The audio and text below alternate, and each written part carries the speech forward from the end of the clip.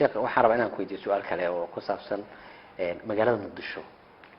waxa aad ugu soo badanay waayadan goobaha cilaajka loo yaqaano dadku siyaabo kala duwan ay u aadaan ama qof xanuunsanay ha ahaato ama qof cudurro kala duwan ha ahaato ama qof maskaxda loogu jiro ha ahaato culimada Soomaaliyeed oo adiga ku ka tahay arintaas maxay ka qabaan وهذا هرتا علاجات waxay kamid yihiin waxyaalaha hadda wadanka ku soo badanaya ay kamid yihiin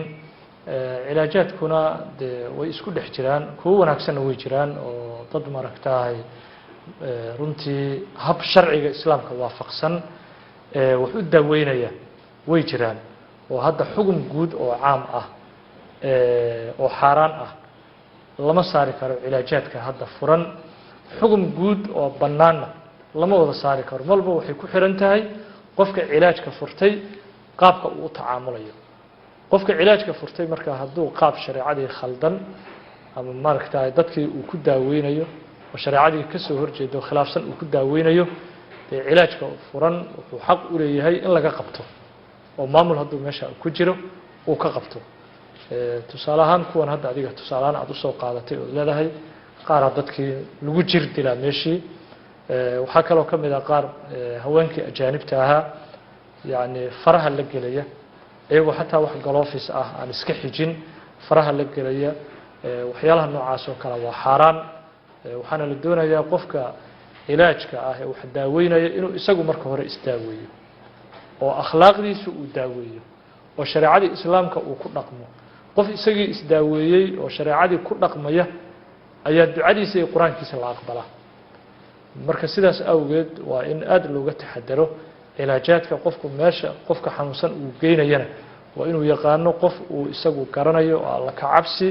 iyo dhowrsi iyo shariicada islaamka xuduudeeda inuu ku dhowrsanayo uu og yahay waa inuu qofka xanuunsan uu geeyo qof nooca ayaa furan kara marka xarumaha noocaas oo kala ah dadka inta la geeyo haween qaarkood ayaa ku jira waxa ku jira raggi ayaa ku jira dad badan ayaa la geeyaa qof nooca ayaa xarumahaas oo kala furan kara hanada waxa weeye horta waxa jira hadal xigmad leh oo culimadu ay yiraahaan ahlaka alcaalam rajulan caalamka waxa halaagay yiraahaan laba qof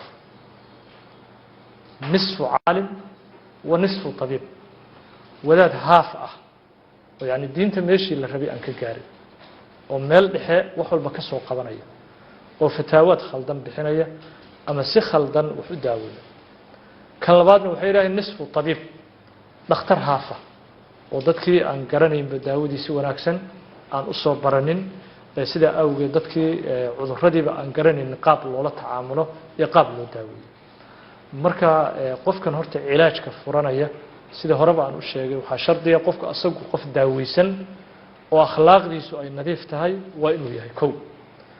qof ilaahay ka baqaya oo shariicadii ku amal falaya inuu yahay laana waxa lagu aaminayo waa naf midda kale hadana waxa shardiya qofkan markuu garaaca uu sameeyo oo qofkan uu garaacayo waa inay horta marka hore ay ka muuqdaan astaamihii jinka lan qofka ma aha in maragtaa marka horeba garaaca lagu bilaabo sidaas oo kale waxyaalahan speakerka ay wataan oo codadka samaacadaha waaweyn oo dadka ay ku furayaan qaarkood waxay keeneen neerfo waxa jira qofkii isagoo jinniba qabin qofkii samaacadii u dhibsanayaa waxa laga yaabaa dabeecad ahaan inuu samaacadii u dhibsanayo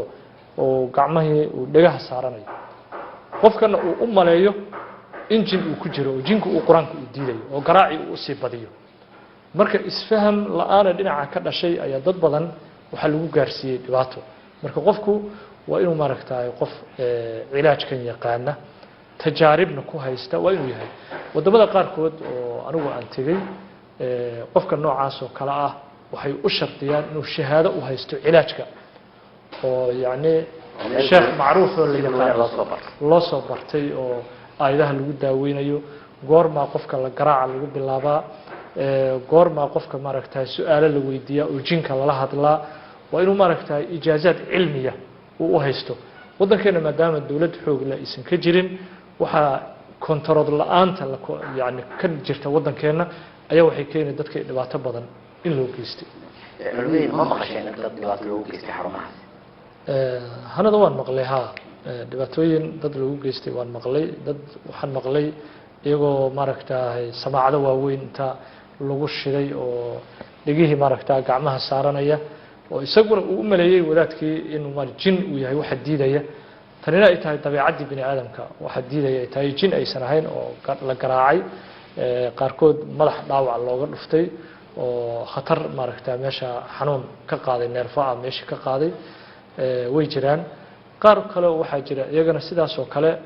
kuba qaraabanaya waxaanu jinka iyo iyagu ay saaxiibo yihiin oo nalo sheegay way jiraan oo qofkaba wixii isaga intuu ku yaaciyo jinkiina dhahaya meesha igu keen si aan maaragtay kaaga saaro marna aad u gasho oo arrinkiiba uu yahay ciyaar aan dhammaanayn ba arrinku uu yahay oo jinkiiba la yeeshay xiriir oo isla shaqaysanayaan qolo noocaas oo soo baxday iyaguna way jiraan marka waa arrin runtii u baahan in la kala saaro tanina waxay kalifi qof walba qofka uu cilaajka u geysanayo inuu marka hore iska kontaroolo ama hadduu maamulka meesha ka jira inuu qofkani uu maaragtay control uu siiyo ama shahaado uu maaragtay qofka siiyo uu maaragtay qaabkan cilaajka uu ku sameynayo inuu aqoon u leeyahay baaritaan lagu sameeyo haddii baaritaanka dawlad ku sameynaysa aysan jirinna shakhsiyan inuu iska baaro intuusan cilaajka qofka u geysan maadaama arrimihii ay isdhexgaleen arrimahan oo kale marka laga hadlayo dadka furanaya waa kuwa sheegaya inay culmo yihiin oo wax walba ay u dhameystiran yihiin waxyaaba ay ku doodayaan meeshana ay tahay meesha lagu caafimaadi lahaa culimada Soomaaliyeed isku dayday in ay samayso baraarug noocaas oo kala ah si loogu feejignaado ama loogu fogaado dhibaatooyinkan adigba aad maqashay ama aad aragtay hanada way jiraan culimada Soomaaliyeed yani hadda ma xasuusto fadhi ay ku midaysan yihiin oo arrinkan ay uga hadleen anigu hadda ma ogi laakiin way jiraan hadallo si fardi ah ama shakhsi ah bulshada loo baraarujiyay oo la yiri iska fiiriyo qofka aad maaragtay cilaajka aad u raadsanaysaan inuu yahay qof maaragtay toosan oo iyo qof muxtarif inuu yahay arrinkan ku shaqaysanaya laakiin aqoon aan u lahayn ama isagu way jinnigii suxba gaar ah la sameystay si ay dadkan ay u dhibaateeyaan oo xiriir uu ka dhaxeeyo iyaga iyo jinka marka arrimo fara badan soo ifbaxaya sida awgeed shacabka waxaan kula dardaarmaynaa inay taxadar ay ka sameeyaan goobaha cilaajka qofka ay geysanayaan inay aad uga taxadaraan dadku shaki mar qarkood marka dhax gasho shaki ka muujinaya inuu jiro qof xiriir la leh jinkii marna la gelin karo marna uu ka soo bixi karo lahanado jinka waa bini aadamka sida horta inagu aan bini aadamku qaarkoodna ay u leeyihiin dad wanaagsan qaarkoodna ay u leeyihiin dad mufsidiin ah labadaas jinku ay u qaybsamayaan marka jinkii waxaa ku jira kuwo maaragtay iyagana mufsidiin ah oo doonaya inay bini aadamkii dhibaato gaarsiiyaan marka qofkaas oo kale hadduu helo qof insi ah